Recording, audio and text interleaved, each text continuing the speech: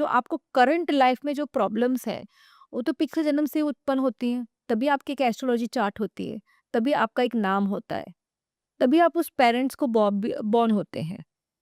You born to a certain sect of parents. तो ये कौन सिलेक्ट करता है? आपकी आत्मा सिलेक्ट करती है ना। सो बिफोर कमिंग डाउन, एक होती है planning stage. Every soul goes through a planning stage. There are choices made, there are agreements made कि भाई तुम माता पिता को हम सिलेक्ट करते हैं, माता पिता हमें सिलेक्ट नहीं करते हैं, क्योंकि तुम तो ऑलरेडी आ चुके हैं। अब हम देखते हैं कि अभी हमें माता से हमें ये कर्मा बाकी है, पिता से ये कर्मा बाकी है। फिर हम बोलते हैं अच्छा हमारे जो इवॉल्वमेंट, स्पिरिचुअल इवॉल्वमेंट के लिए मुझे ये माता पिता बेस्ट रहेंगे। आपको 3-4 चॉइसेस दी जाती है, अब आपके ऊपर है कि आप कहाँ जाओ। ओहो! तो अगर आप देखेंगे कि फिर आप यहाँ पे आने के बाद अगर आपका माता पिता से अच्छा नहीं जम रहा है, तो आपका वो कर्मा है कि आपको भोगना है या उनको आपसे वो भोगना है, जिसकी वजह से आप कहीं न कहीं वो माता-पिता के यहाँ जन्मे हैं। किन-किन माता-पिता का आपके साथ बहुत अच्छा जमता है, जैसे 3-4 बच्चे होते हैं, एक बच्चे के साथ बहुत अटैचमेंट होता है, एक के साथ बिल्कुल नहीं होता है, क्यों होता है? आपके पिछले जन्म के कर्म। क्या इसे बदला जा सकता है? Of course. अच्छे पिछले जन्म के कर्म जो है, उसको बदला जा सकता है, क्योंकि हमें गॉड ने एक चीज़ दी है जिसका नाम है फ्री विल। हुँ। तो मैं एक व्यक्ति हूँ, मेरे पास फ्री विल है कि मुझे ये करना है कि नहीं करना है, राइट? तो जब हम जाते हैं हमारी पास्ट में, पिछले जन्म में जाते हैं और आप देखते हैं मैंने भी बहुत सारी पास्ट लाइफ़्स अपनी देखी हैं।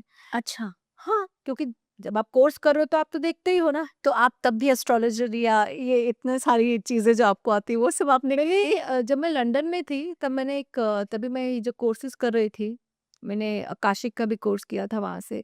तो तभी मैंने देखा था कि जब पास्ट लाइफ़ चल रही थी तो मैं एक रोम में मैं एक सोल्जर हूँ और वो सोल्जर में मेरे को तकलीफ़ हुई है और म क्योंकि मेरा पाँव उस तरफ टूट गया था। तो मुझे बोल दिया गया था कि तुम्हें ये करना नहीं है। तो फिर उस वक़्त जाके मैं देखती हूँ कि मैं एक छोटे से घर में हूँ और मुझे दिखता है पानी, पानी में से मैं लोगों का भविष्य बता रही हूँ। मेल थी मैं तभी, हाँ, वो भी होता है। मेल थी मैं तभी, बट तभी मैंने अपने आप को एक एस्ट्रोलॉजी हीलिंग की पास्ट लाइफ़ में देखा। अरे वाह! हाँ, और रोम का दिखा मुझे, तो आपको ये महसूस होता है, आपको ऐसी चीज़ें दिखती है, फिर आपको ये डिसाइड करना होता है कहाँ का है।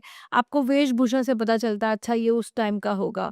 जैसे मैंने एक अपनी पास्ट लाइफ देखी थी जिसमें मैं जीसस क्राइस्ट के टाइम पे थी।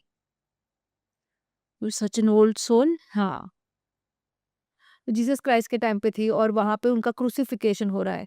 तो एकदम से मुझे ऐसा दिखने लगा कि he is being crucified and I am part of the crowd who had come to see him getting crucified. एक बात बताइए, ये तो हम कुछ भी सोच सकते हैं। हाँ, ये बिल्कुल आपने सही बोला। हम कुछ भी सोच सकते हैं, लेकिन अगर आप अपने पास्ट लाइफ प्रोफेशन थेरेपिस्ट बन गए, तो आप देखेंगे कि एक व्यक्ति जो सोचता है, वो दूसरा नहीं सोचेगा। आज तक मैंने कोई 2 past lives same to same नहीं देखी है, अनलेस वो एक हस्बैंड वाइफ की हो, तो हस्बैंड ने वो पास्ट लाइफ देखी कि मुझे वाइफ के साथ क्या था हाँ। और वाइफ ने वो देखी तब।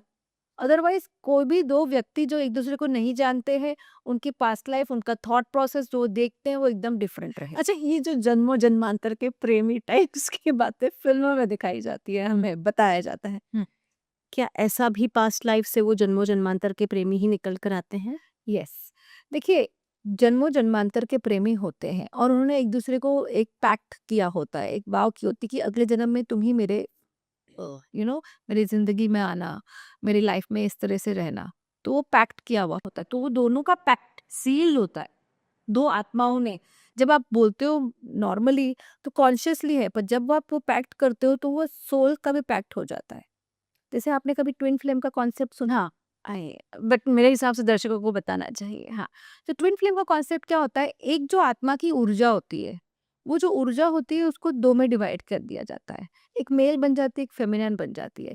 अब उसमें क्या होता है, जब उन्होंने डिसाइड किया कि हमें ये सारे लेसन सीखने हैं, तो उन्होंने ये बोला कि चलो हमको ये लेसन सीखने तो ज़रूर हैं, लेकिन हमें जल्दी ख़त्म करना है। तो क्या करा जा सकता है? चलो, हमें एक पूरी आत्मा बोली कि हमें 50-60 लाइफ़ नहीं देखनी है। मेल पार्ट अलग दिखेगा, फीमेल पार्ट अलग दिखेगा, क्योंकि वो सेम एनर्जी के हैं। तो मैस्कुलाइन एनर्जी निकल जाती है, फेमिनिन एनर्जी अपना खुद की जर्नी पे रहती है। वो सारी जब जर्नी कंप्लीट हो जाती है, तब वो लोग ऊपर 5th डिमेंशन में मिलते हैं। कितनी बार आप देखोगे ट्विन फ्लेम जर्नी में लोग होते हैं, ट्विन फ्लेम जर्नी में होते हैं, उन्हें पता ही है हमारे पार्टनर है, but you see them mostly paired to somebody else. और ट्विन फ्लेम जो ये कॉन्सेप्ट है ना, अगर आपके लाइफ में कभी कोई ट्विन फ्लेम आया तो आपको लगेगा कि जो व्यक्ति बोल रहा है ये वही बोल रहा है जो मैं सोच रही हूँ। वो और आप उधर दो जिस पर एक जान हो गए। मतलब अगर उसका गुस्सा वाला होगा टेम्परामेंट तो आप भी गुस्से वाले होंगे। अगर उसको कोई तरह के फूड पसंद है तो आप देखोगे आपको भी वैसा फूड पसंद है। हैबिट्स, फूड्स, थॉट अच्छा। प्रोसेसेस, बिहेवियर, इस टाइप के ट्विन फ्लेम जर्नी होती है। बट मोस्टली आप देखा होगा twin flames will never be together. They'll be always married to other partners because they are on that journey. तो ये थ्री डायमेंशनल अर्थ हमको बोलते हैं, क्योंकि थ्री डायमेंशनल अर्थ में ही आप लेसन लर्न कर सकते हैं। अब ये लेसन कोई भी लेसन हो, but basically it is spiritual evolvement. You have to evolve and go back.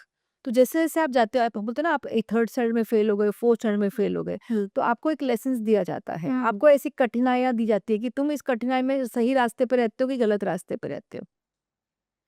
अब आप देखोगे कि बहुत सारे लोग होते हैं, पुलिस में होते हैं, इसमें होते, सीबीआई में होते, कोई-कोई लोग एकदम ऑनेस्ट होते हैं। हाँ।